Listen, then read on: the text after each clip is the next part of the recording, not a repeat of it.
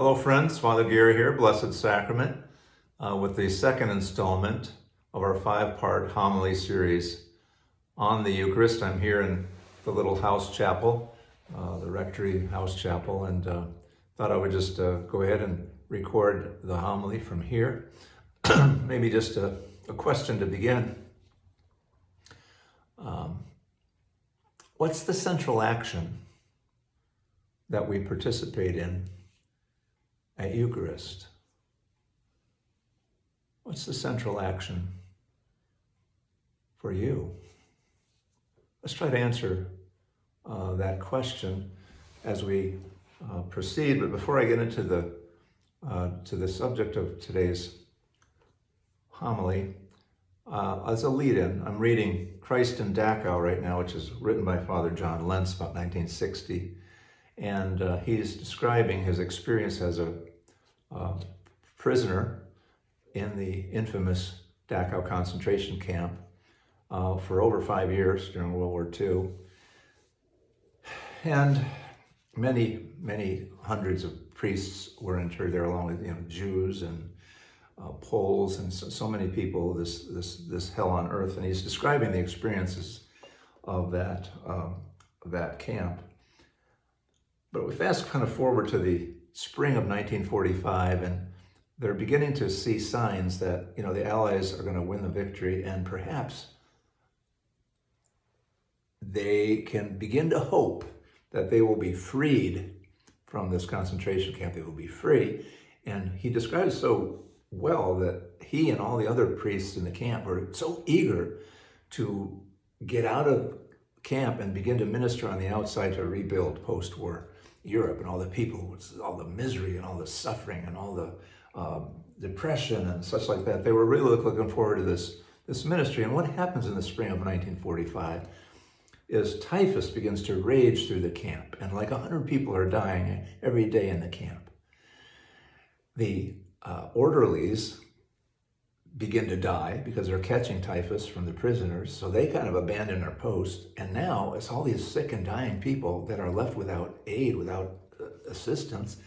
The Polish priests went in first to kind of do what they could do, but it wasn't sufficient number, so a kind of general call went out to all the priests of the camp to volunteer for duty in the typhoid block.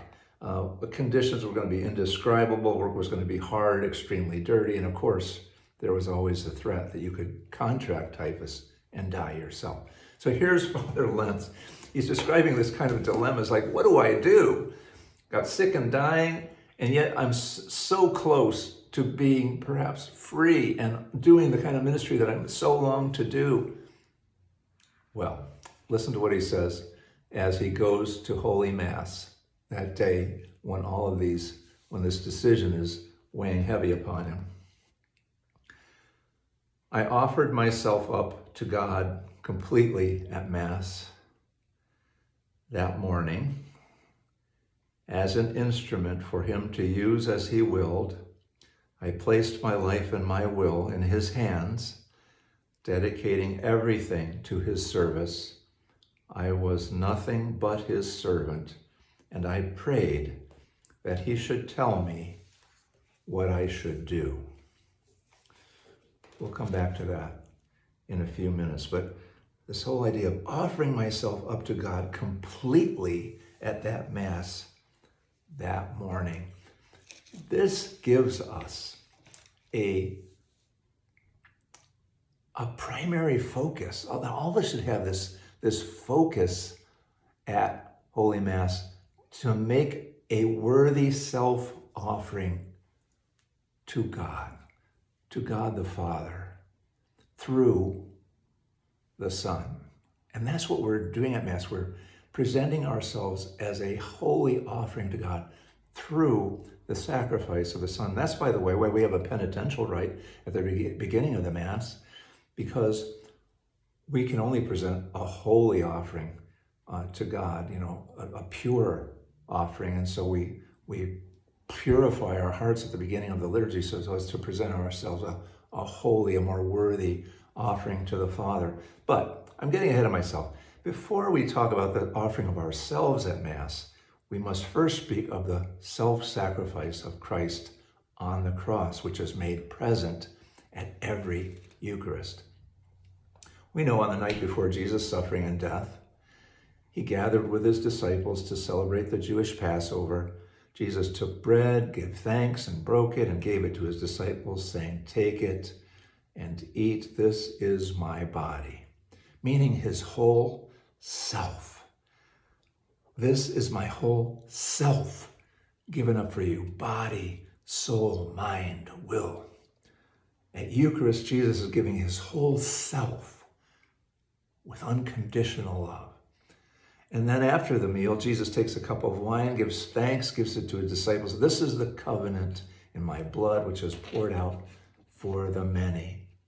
He's making an intentional self-sacrifice by offering his blood. Blood, the vehicle through which atonement occurred in sin offering. So Jesus humbles himself, taking the place of an animal, a sacrificial sin offering, to absolve the sin of the world forever.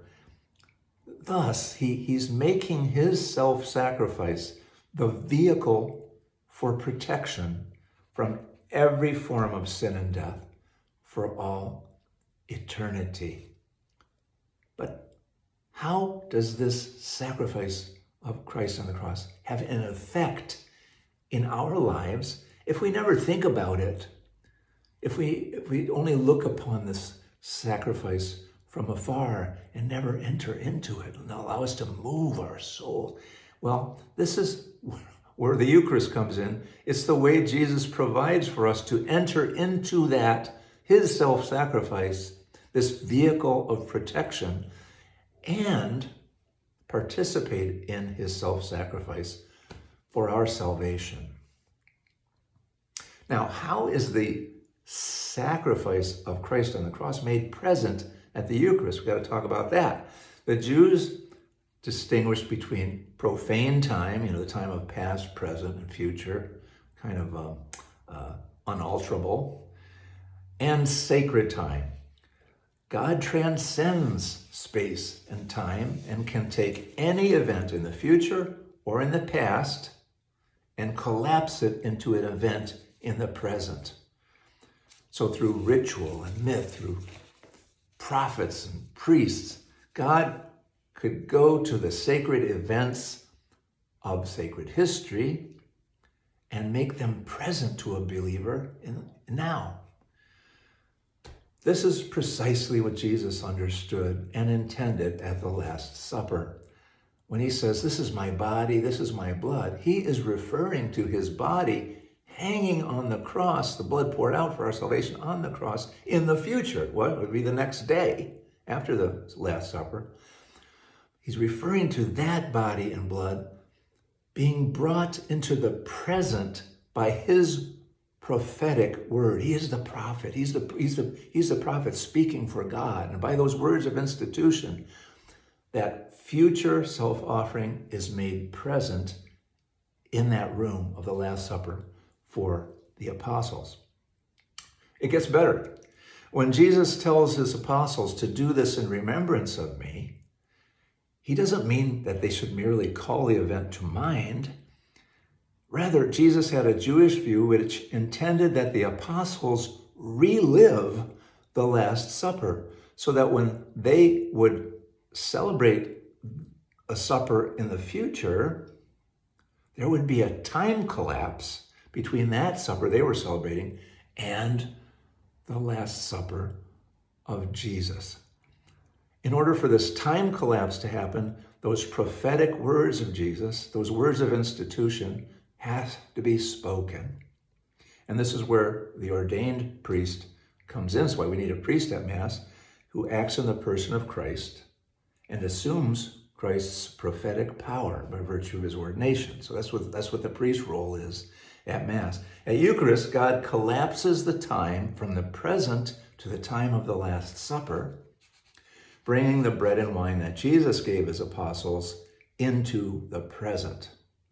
But let's recall that the bread and wine Jesus offered at the Last Supper was his future body and blood on the cross. So now we see how, when we celebrate Eucharist, and the body and blood of Christ is present, also we have the presence of his holy sacrifice on Calvary.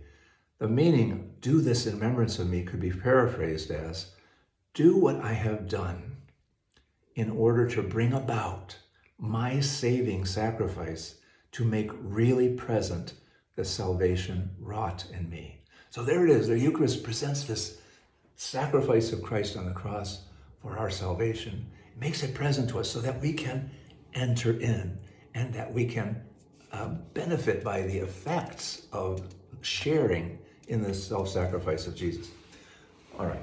I've mentioned the role of the ordained priest at Mass, but it's the Church's formal teaching, and we're going to the Second Vatican Council here, that all of the faithful should be led to take that full, conscious, and active part in liturgical celebrations, to which, as a Christian people, a chosen race, a royal priesthood, a holy nation, a redeemed people, have a right, and to which they are bound by reason of their baptism.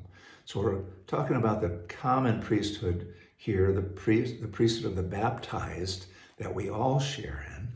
Another passage from the council, the gathered people should learn to offer their own lives just as they offer Christ in the sacrifice of the Eucharist, not only through the hands of the priest, but also together with him.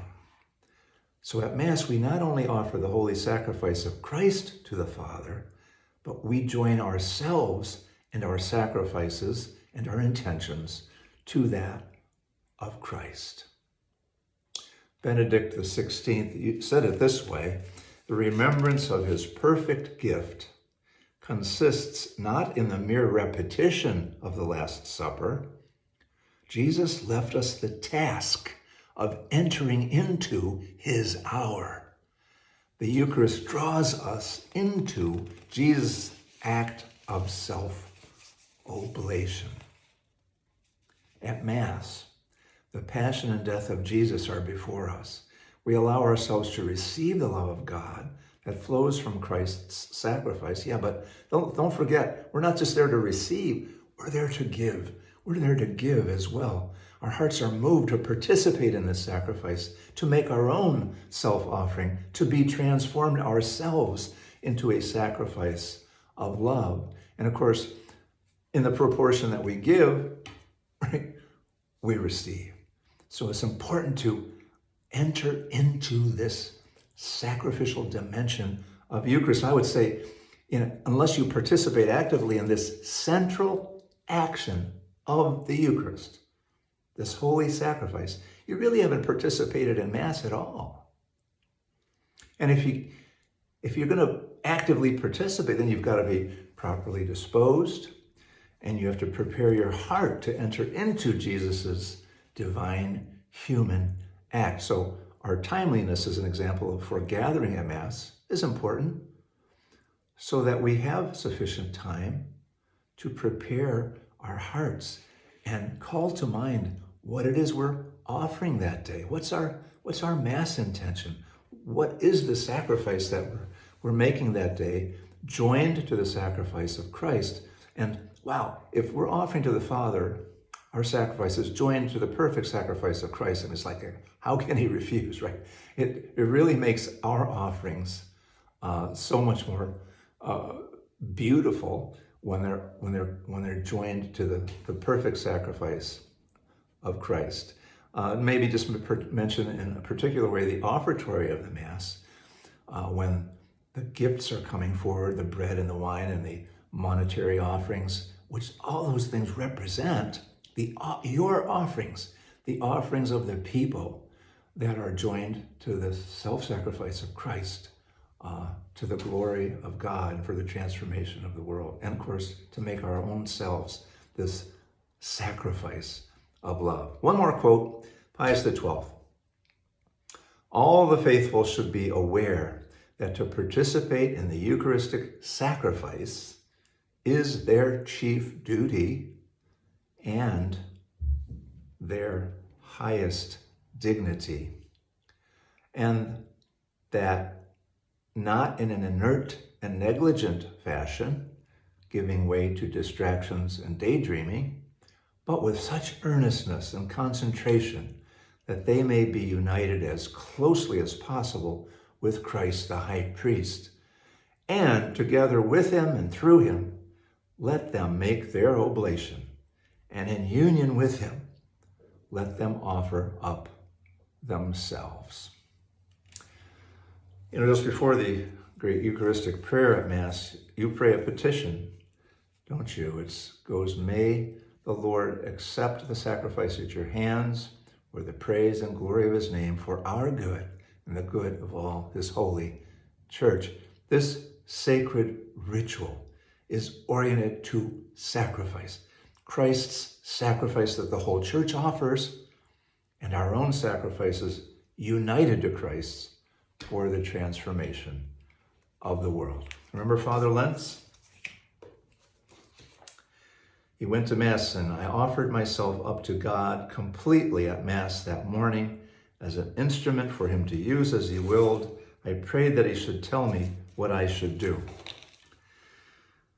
As I came out of the chapel after Mass, Father Schelling, who was organizing the volunteers for the typhus block, was standing by the door. I took this to be the sign for which I was looking. He smiled encouragingly as he saw me. You can count on me for the typhus block, I told him as I passed. That's the power of the Eucharist. Father Lentz offered himself, and what did he receive back? He received the strength to make of himself a beautiful self-offering, a sacrifice of love. And so the power of the Eucharist is available, of course, to all of us who enter into this beautiful sacrifice of the Mass with these kinds of dispositions and the desire to be a sacrifice of love after the pattern of our Savior.